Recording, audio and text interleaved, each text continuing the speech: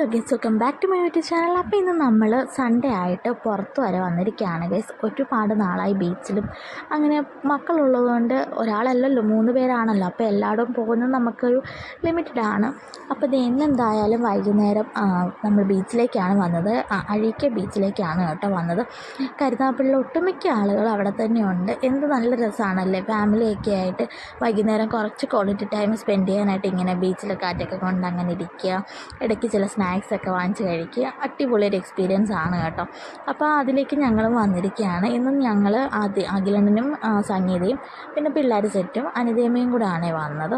അപ്പോൾ എല്ലാവരും വന്നു. ഞങ്ങൾ കുറച്ച് ഫോട്ടോ സെൽഫീസൊക്കെ എടുത്തു. കുഞ്ഞുങ്ങളെ ഒട്ടും താഴെ ഒന്നും ഇറക്കിയൊന്നുമില്ല. ഋഷിക്കുട്ടൻ അവിടെ ചെന്നപ്പോൾ തന്നെ ഉറക്കമായിരുന്നു കേട്ടോ. കാരണം എന്ന് വെച്ചാൽ ചെറിയ ശംഖിൻ്റെ പാർട്സും അങ്ങനെ ചെറിയ സൂചിയോ അങ്ങനെയൊക്കെ കാണുമല്ലോ മണ്ണിലേ.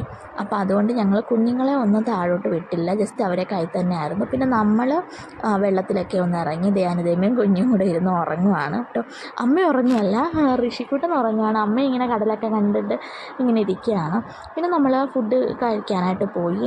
നമ്മൾ പാനിപ്പൂരിയാണ് വാങ്ങിച്ചത്. ഇതിലേക്കിട്ട് പാനിപ്പൂരി ഞാൻ ഉണ്ടാക്കും വീട്ടിൽ. എങ്കിലും നമുക്കിങ്ങനെയൊക്കെ പോകുമ്പോൾ ബീച്ചിലൊക്കെ പോകുമ്പോൾ മറ്റേ കടല വറുത്തത്, പാനിപ്പൂരി, ഐസ്ക്രീം അതൊക്കെ ഒരു നെസ്റ്റുമാണല്ലോ. പിന്നെ സംഗീതയ്ക്ക് ബേസിക്കലി ഭയങ്കര ഇഷ്ടമാണ് ഈ കോളിഫ്ലവർ ഫ്രൈ ചെയ്ത് കേട്ടോ. അപ്പോൾ പിന്നെ അവൾ അത് വാങ്ങിച്ചു, ഞാൻ പാനിപ്പൂരി മേടിച്ചു. പിന്നെ അവിടെ ഒരു സ്പെഷ്യൽ ഐറ്റം ഉണ്ടായിരുന്നു, അതിൻ്റെ പേര് ഗുൽക്കണ്ട് അങ്ങനെ എന്തോ, ഹണി ഗുൽക്കണ്ട് അങ്ങനെ എന്തോ ആണ് കേട്ടോ. ഭയങ്കര ടേസ്റ്റാണ് കേട്ടോ. അതൊരു മസ്റ്റ് ട്രൈ ഐറ്റമായിട്ട് എനിക്ക് തോന്നി. അതിൻ്റെ കുറേ വൈറൽ വീഡിയോസ് ഇവിടുന്ന് ഇറങ്ങിയിട്ടുണ്ടായിരുന്നു കേട്ടോ.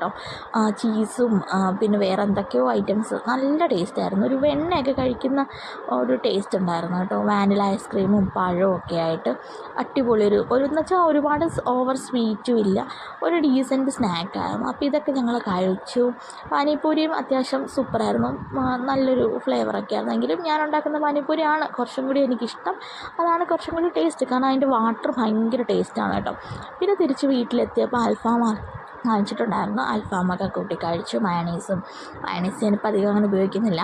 മയണീസും കുബൂസൊക്കെ കൂട്ടി കഴിച്ചു. മന്തി വാങ്ങിക്കാനാണ് വിചാരിച്ചത്. പിന്നെ നമ്മൾ അൽഫാമിലേക്ക് തിരിഞ്ഞു. അപ്പോൾ അത്രയൊക്കെ ഉള്ളൂ ഗൈസ്. നിങ്ങൾ എൻ്റെ ചാനൽ ആദ്യമായിട്ടാണ് കാണുന്നതെങ്കിൽ എൻ്റെ ചാനൽ ഒന്ന് സബ്സ്ക്രൈബ് ചെയ്യണേ. പുതിയൊരു വീഡിയോ ആയിട്ട് വരുന്നത്. Stay tune. ബൈ.